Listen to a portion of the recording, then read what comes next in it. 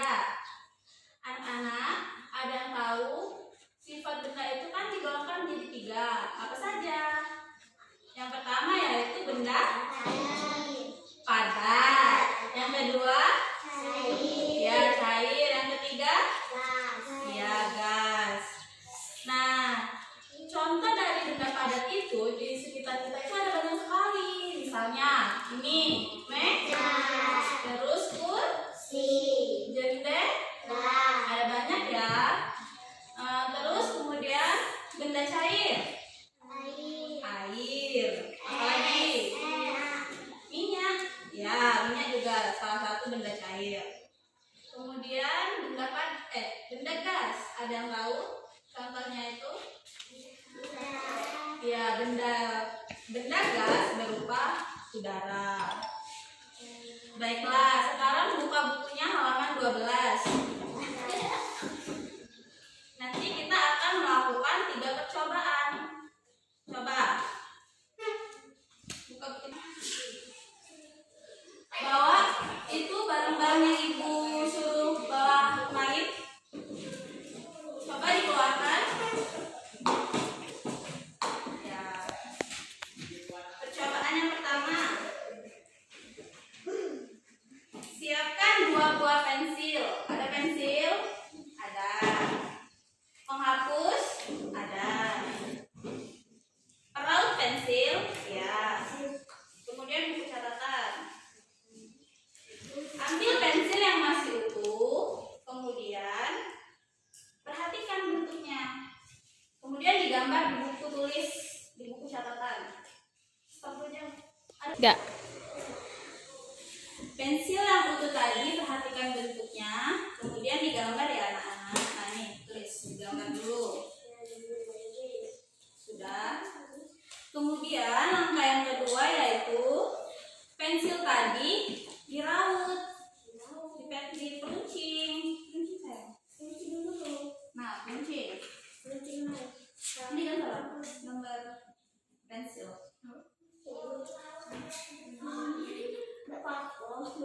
Dan stop. Ambillah pensil yang masih utuh, kemudian perhatikan gambar pensil tersebut. Apakah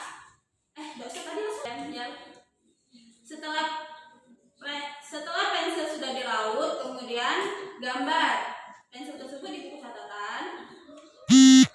Sudah ya. Kemudian langkah yang ketiga yaitu gosokkan penghapus ke permukaan meja. Mana penghapus? Nah ya, digosokkan. Ini penghapus yang masih baru itu berbentuk petak persegi ya anak-anak. Kemudian coba gosokkan. Sudah. Sekarang kita diskusikan. Pertanyaan yang pertama itu, apakah ujung pensil berubah bentuk setelah diraut? Berubah ya, berarti tulis jawabannya ya. Ya, tulis ya. Kemudian yang kedua, apakah ujung karet penghapus pensil berubah bentuk setelah digosokkan? Berubah. Ya, berubah ya. Kemudian apa kesimpulannya? Ayo. Kesimpulannya gitu.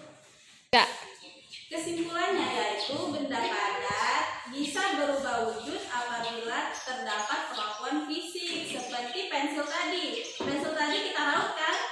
Dia berubah bentuk. Dia mendapat perlakuan fisik, dan juga penghapus tadi kita gosok-gosokkan. Itu juga ya anak-anak.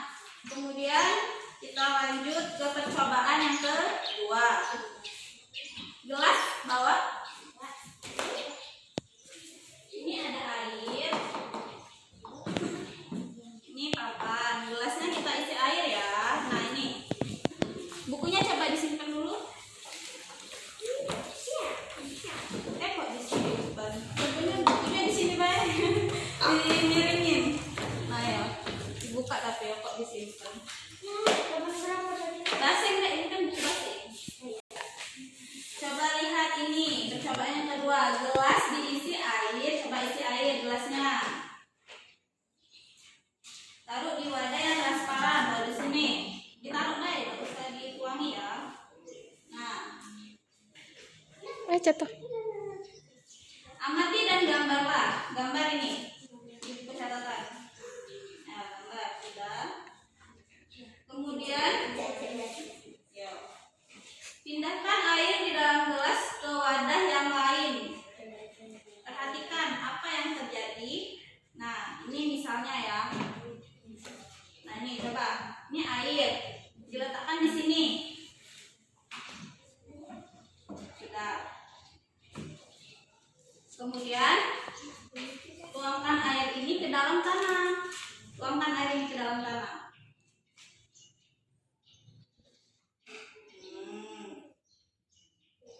Sudah. Kita diskusikan ya. Yang pertama itu bagaimana permukaan bentuk air di gelas saat dan sebelum sesudah. Oh ya Allah. Enggak. Ini gelas yang sudah diisi air tadi. Seperti ini sudah digambarkan tadi yang di sini. Kemudian kita coba miringkan gelasnya. Kita coba miringkan ya gelasnya. Kira-kira airnya berubah? Air bentuk permukaan airnya berubah atau tidak? Hah? Berubah? Coba perhatikan lagi ya. Ini di sini tetap ya. Airnya kan di sini. Kita miringkan gelasnya. Apakah air berubah? Tidak. Berarti dari sini bagaimana bentuk permukaan air di gelas saat dan sebelum sesudah dimiringkan? Apa jawabannya? Kok saya itu sih aku ngajar? Enggak.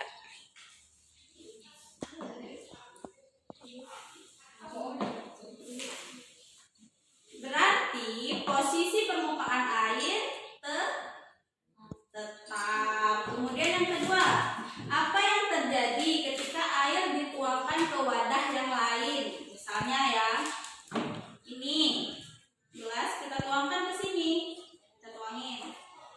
Ini berbentuk apa dulu airnya? Berbentuk gelas. Kemudian kita letakkan di sini ya.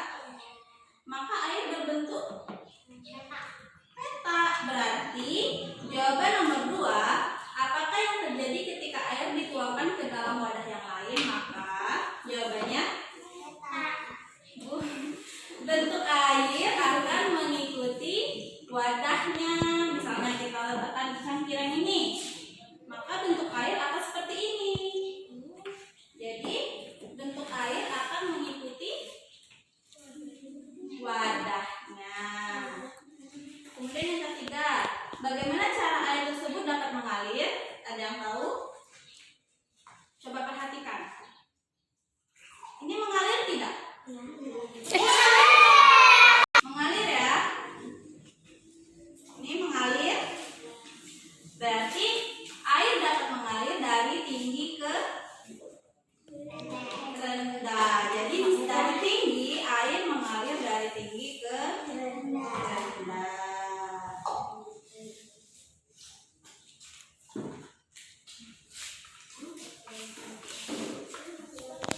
Kemudian yang selanjutnya, apa yang akan terjadi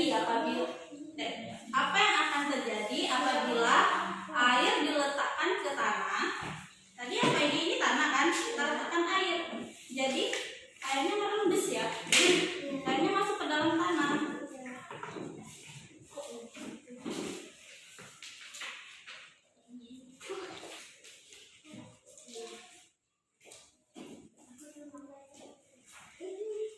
Kemudian selanjutnya, siapkan ember air. Ini ember ya. Masukkan gelas dalam ember dengan posisi tengkurap. Coba. Nah ya, perhatikan. Kemudian ini jauh di syuting. Dideketin. Dideketin ini ember. Pegang deh, pegang. Itu dimasukkan dari atas. Coba masukkan pelan-pelan deh. Coba masukkan ke dalam air, kemudian pelan-pelan dipegang terus. Dimasukkan kemudian perlahan dimiringkan. Dimasukin ya sayang, dimasukin terus dimiringin. Cek ini ya. Nah, deh. Masukin ya. Kemudian dimiringi perlahan. Dimiringkan gelasnya. Apa yang akan terjadi? Bergelembung. Nah, coba, apakah yang akan terjadi pada saat kamu membenamkan gelas tersebut? Bergelembung. Mengapa? Karena ini isinya apa? Kosong. Berarti ada udara. Udara jika dimasukkan ke air, maka udaranya tidak sempat keluar kan? Kemudian kita miringkan, akan keluar udaranya. Itu karena terdapat udara di dalam, karena gelembung ini dapat terjadi karena udara yang di dalam gelas ini tadi keluar di permukaan air. Sampai sini mengerti anak-anak? Mengerti. Ini Ibu ada udah kerja siswa. Nanti ini dikumpulkan minggu depan ya anak.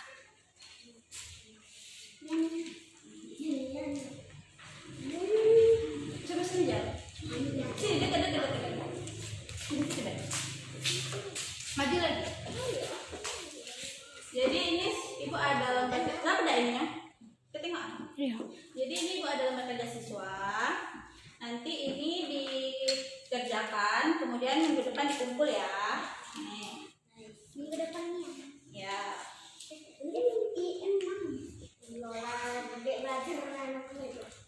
Baiklah. Enggak. Baiklah, pembelajaran kita mengenai sifat-sifat benda berakhir pada siang hari ini. Semoga pembelajarannya dapat bermanfaat bagi anak-anak sekalian. Sebelum kita jalan. Baiklah, pembelajaran kita selesai. Baiklah, untuk menutup pembelajaran kita pada siang hari ini, ada baiknya kita berdoa terlebih dahulu. Berdoa di dalam hati, mulai. Berdoa selesai. Dan